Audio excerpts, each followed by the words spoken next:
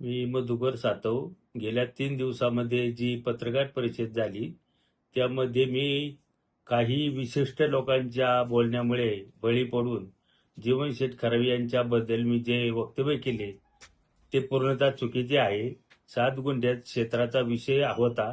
त्यामध्ये जीवन खरावी यांनी फक्त मध्यस्थी होती. त्यांचा या प्रकरणाशी काही संबंध नाही.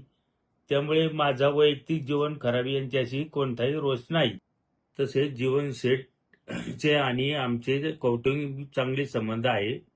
याचा राजकारणाशी काही संबंध नाही. जीवन शेठ खरावी यांनी राग मानू नये. धन्यवाद. महाराष्ट्रातील ताज्या घडामोडी पाहण्यासाठी आजच आपल्या न्यूज 15 मराठी या चॅनलला यूट्यूबवर सबस्क्राईब करा.